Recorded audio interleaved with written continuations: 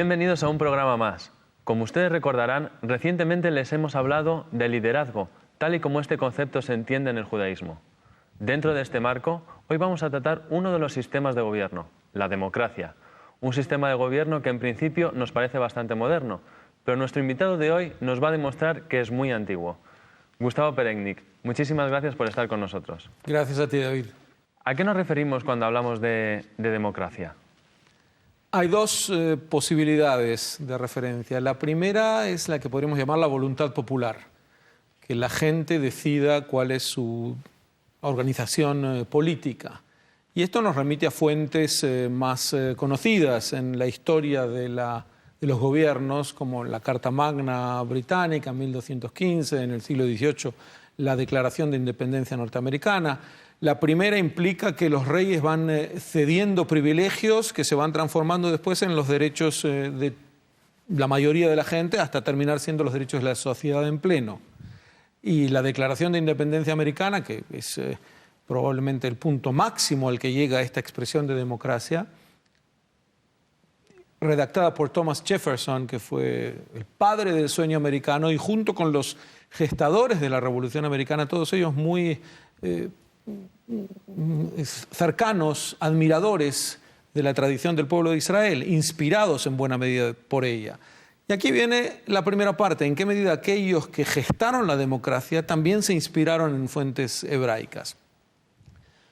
Por ejemplo, el pueblo de Israel es el único de la antigüedad que cuando pasa de ser un pueblo nómade a sedentario, no crea inmediatamente una monarquía rígida, como le ocurre al resto de los pueblos, para defenderse de sus enemigos, sino que pasa por un periodo de varios siglos, que se llamó el periodo de los Shoftim, o jueces, que es un periodo casi anárquico y que refleja este espíritu rebelde que no quiere directamente entrar en una situación de rigidez política como le ocurrió al resto de los pueblos. Y este hebraísmo, que es la consolidación de un régimen que tenga más que ver con la voluntad popular, es inspirador de las que vinieron después. Pero hay una parte de la democracia que tiene que ver no con la voluntad popular, sino con algo más abarcador, que podríamos llamar un mundo plural. Es decir, el hecho de que el sistema, el marco en donde uno esté, no sea impuesto a todo el mundo.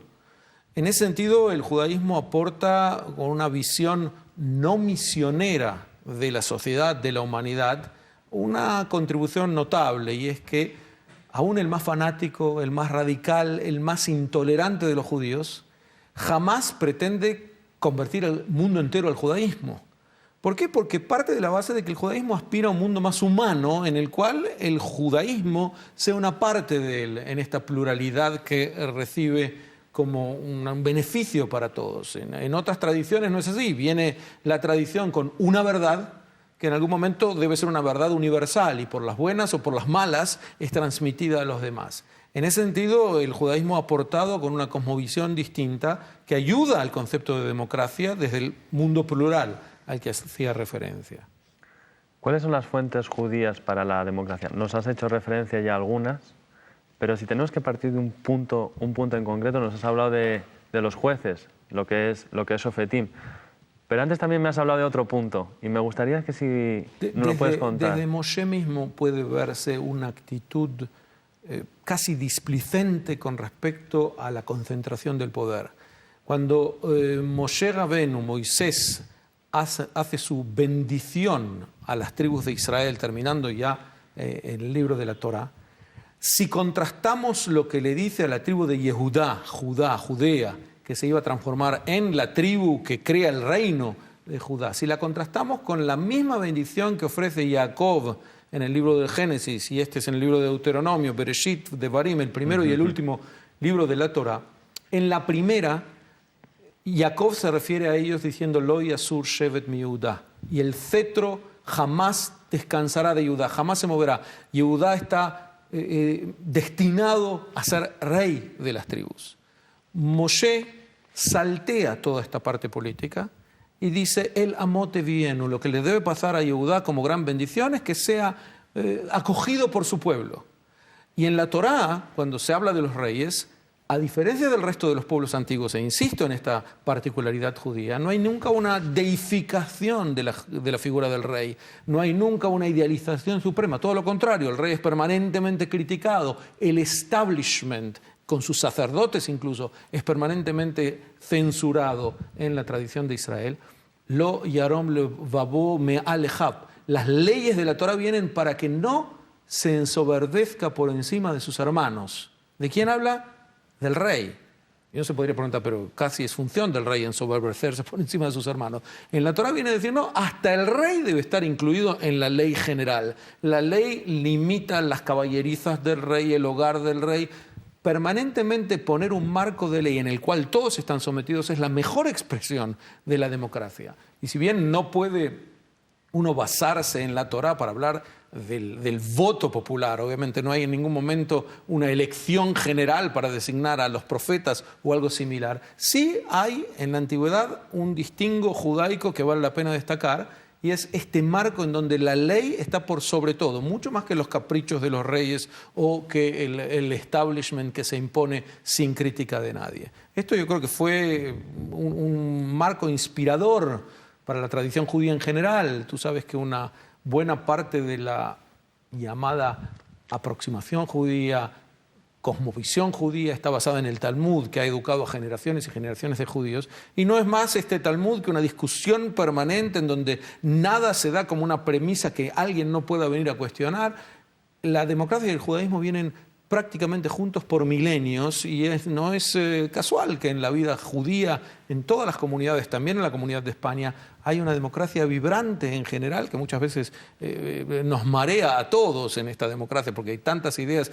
El famoso dicho es que hay 2 judíos y 3 ideas que se están exponiendo, pero no es casual, es porque viene de una tradición profundamente democrática. ¿Podemos decir que es un poco ese legado judío el que podemos encontrar hoy?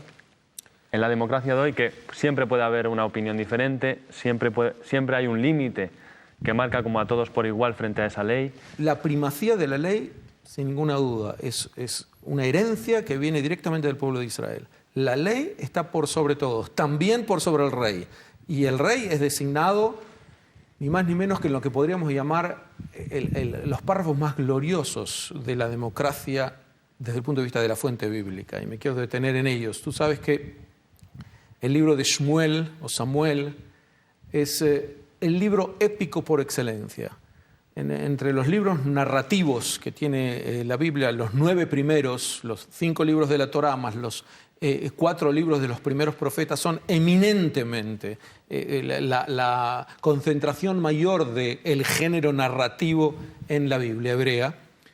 Pero el libro de Samuel o Shmuel se diferencia de los demás porque es solamente una épica de heroísmo del pueblo de Israel. El resto de los libros está muy absorbido por el hecho de que es una prueba del pacto.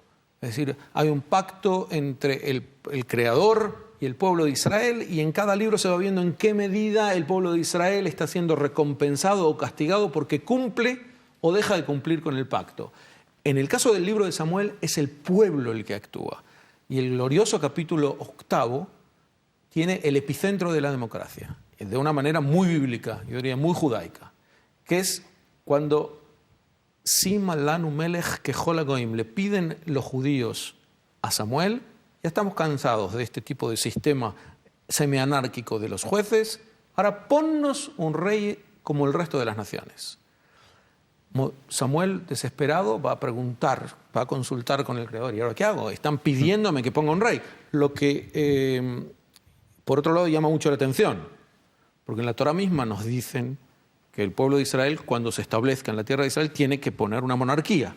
Entonces, aquí, ¿por qué está sorprendido Samuel? Da para muchas exégesis. Y hay quien interpretó que en realidad ellos dicen: danos un rey, leshoftenu. Danos un rey para que nos juzgue, y ahí está el error. El problema no era que hubiera un rey, el problema es que hubiera un rey a juzgarlos, y para juzgarlos había un poder judicial. Ellos estaban amenazando este espíritu de no concentrar el poder, porque si le daban al rey también la posibilidad de juzgarlos, entonces el rey iba a ser mucho más omnipotente de lo que debía ser si se dividían los poderes, que es el valor máximo de la democracia, que no haya concentración de poder. Pero lo más fascinante de este relato es que cuando Samuel, desesperado, acude a Dios para preguntarle, ¿y ahora qué hago? La respuesta es, Lo Hamasu, no te preocupes, no te han rechazado a ti, aquí no tienes nada que ver. Otimasu, me han rechazado a mí, es mi autoridad la que están rechazando. Entonces ahora uno espera que diga, bueno, así que castígalos, me han rechazado a mí, por lo tanto ahora hay que penarlos por esto. ¿Y qué agrega? Como me han rechazado a mí, Shma Bekolam, o escuchen su voz, me han rechazado a mí, ahora van a ver que se las arreglen solos, dales un rey como están pidiendo. Y así nace la democracia en Israel, así nace la democracia pedida por el pueblo y Dios tomándola como, bueno, si es lo que ellos piden, vamos a transigir, que aceptemos la democracia, pero pongámosle las leyes y las limitaciones del caso. Este es un retroceso, en todo caso, pero es un retroceso que tiene que venir con el precio de que ellos sepan que el rey en ningún caso debe ser deificado, que en ningún caso su poder debe ser limitado, y en ese sentido es una exaltación de la democracia. ¿Qué podemos ver hoy en día en el pueblo de Israel, en el Estado de Israel? ¿Podemos ver estos conceptos que nos acabas de hacer referencia? Rey no tenemos. No, tenemos Estado, y el Estado es de alguna manera una transacción. El pueblo judío ha tenido un Estado también más tarde que el resto de las naciones y llega a esto como, bueno, frente a las circunstancias no nos cabe otra, por favor ponga... Pero si vais a tener un Estado... Gracias a Dios tenemos un Estado. Claro, y que venga, por supuesto, pero que venga con las limitaciones del caso. ¿Y esta limitación qué es? Que en ningún momento el espíritu humano se vea ahogado porque hay una organización política. Y en el Estado de Israel, con su vibrante democracia, con partidos políticos que reflejan todas las tendencias imaginables, con una Knesset en donde todo debate no solamente es imaginable, sino que se da permanentemente. El reflejo, como preguntabas David muy bien, es exactamente de esta inspiración bíblica, que luego se da también en el Talmud, de que no existe una situación en donde en nombre de algo poderoso podamos apagar el espíritu humano de cuestionar, de pensar, de debatir, de tratar de llegar a una mejor verdad entre todos. ¿Sabes? Como anécdota, que cuando el presidente de la Organización Sionista Mundial, Chaim Weizmann, que protagonizó la creación del Estado de Israel y le correspondía el honor y el mérito de ser el primer presidente de Israel, y así lo fue, Chaim Weizmann, la oposición en Israel propuso al profesor Jacob Klausner como competidor, y lo que dijo en ese momento es realmente notable. Queremos que haya un candidato opositor, no porque nos opongamos al profesor Weizmann, sino porque es muy poco judío que haya unanimidad. No podemos dejar aquí un precedente que algo fue elegido por unanimidad. Va a parecer que este no fue un Estado judío si lo hacemos así. Insistiría en que hay muchos que se ocupan todo el tiempo en decir que Israel es un Estado judío y democrático. Y es rigurosamente cierto y vale la pena exaltar ambos valores. Pero yo cambiaría en todo caso la conjunción. Es un Estado judío ergo democrático. Era impensable que cuando naciera un Estado judío, aun si nace en un marco en donde hay tantas dictaduras y tanto totalitarismo, aun si es así, que el Estado judío, heredero de una tradición profundamente democrática, no fuera sino una vibrante democracia como es hoy Israel. Hablando del mismo tema, ¿cómo definiría la democracia de España? Yo diría que no es menos vibrante, no es menos desafiante, y su historia es una página gloriosa en el sentido de que también fue conseguida con grandes esfuerzos y con una voluntad popular puesta al servicio de los derechos humanos. Y si me permites hacer un puente, diría que eso debería ser la garantía de la amistad que prevalece hoy entre España y Israel, que son dos países democráticos en donde no se renuncia en ningún momento a este derecho del pueblo, no solamente a expresar su voluntad, a gobernarse por sí mismo, sino a criticar constantemente el propio sistema en el que están, porque eso es parte de la democracia. Es decir, lo único que nos hace perfectibles es cualquier marco en donde quepa también criticar al marco mismo. Y si eso ocurre, entonces el marco se hace perfectible. Si no, queda estancado. Y no es el caso ni de España, ni de Israel, ni del pueblo judío, ni de su inspiración bíblica.